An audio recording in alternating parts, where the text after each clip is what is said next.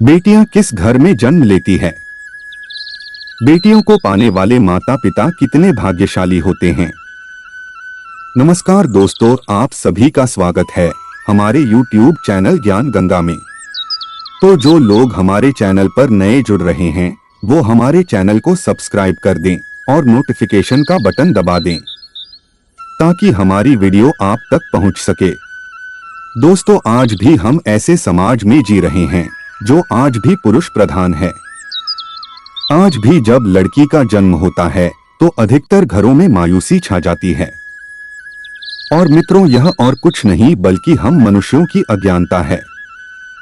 लड़की को बोझ समझते हैं, परंतु आपको जानकर हैरानी होगी कि लड़की का जन्म हर किसी के घर में नहीं होता, बल्कि उसी के घर होता है जो भाग्यशाली होते हैं और अपने अपने पुण्य कर्म अर्जित किए होते हैं। आज हम आपको यही बताने जा रहे हैं कि भगवान कैसे घरों को लड़की का जन्म देने के लिए चुनते हैं और वह कौन से पुण्य कर्म हैं जिसकी वजह से कोई भी इंसान बेटी का माँ बाप बनता है। दोस्तों, एक बार भगवान श्री कृष्ण से अर्जुन पूछते हैं कि माधव, किन कर्मों के कारण किसी के घर पुत्री धन की प्राप्ति होती है, अर्थात कैसे घरों में बेटियों का जन्म होता है।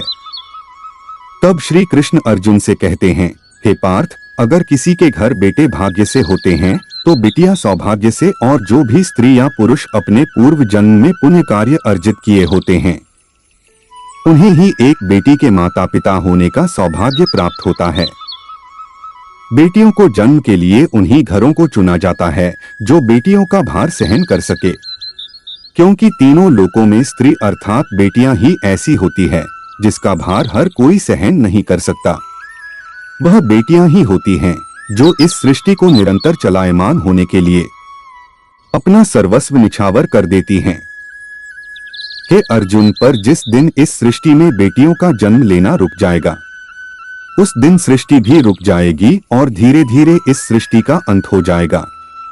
दोस्तों, भगवान श्री कृष्ण के इन बातों पर गौर किया जाए तो उनका कहा बिल्कुल सही है, क्योंकि बेटियां अगर नहीं होंगी तो किसी का भी वंश आगे नहीं बढ़ सकता। दोस्तों, आपने भी कई लोगों को कहते सुना होगा कि जिस घर में बेटी का जन्म होता है वह घर स्वर्ग के समान होता है, क्योंकि बेटा तो केवल एक कुल को रोशन करता है, लेकिन बेटियां तो दो कुलों को रोशन करती है। माता पिता के घर वो बेटी के रूप में अपने उत्तरदायित्व का निर्वहन करती हैं, तो ससुराल आकर एक बहू के रूप में सारे कर्तव्यों का पालन करती हैं। दोस्तों, आजकल आप सुनते ही हो बेटियां बहु परिवार में किसी के मर जाने पर उसका वर्णन नहीं कर सकते, लेकिन यह बिल्कुल भी सही नहीं है, क्योंकि रामायण में बताया गया है कि प्रभु श्री राम के पिता राजा दशरथ की मृत्यु हो गई तो माता सीता अर्थात राजा दशरथ की बहू ने ही उनका पिंडदान किया था, जिससे उन्हें जन्म मरण के चक्र से मुक्ति मिल गई थी। इतना ही नहीं, हिंदू धर्म शास्त्रों में बताया गया है कि बेटियां भी अपने पिता के नाम का पिंडदान कर सकती हैं।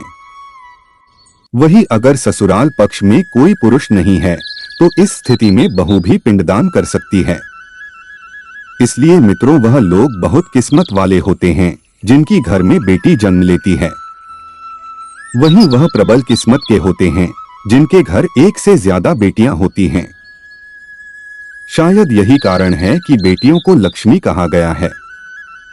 दोस्तों, बेटियां कभी भी धन की भूखी नहीं होती, वे सिर्फ मान और सम्मान की भूखी होती हैं।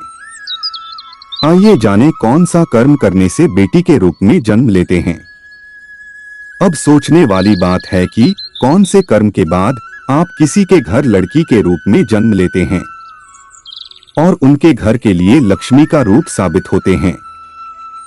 गरुड़ पुराण में बताया गया है कि जब आत्मा को नया जन्म मिलता है तब आत्मा को शरीर के अनुसार व्यवहार में चलकर अपने कर्म करने होते हैं।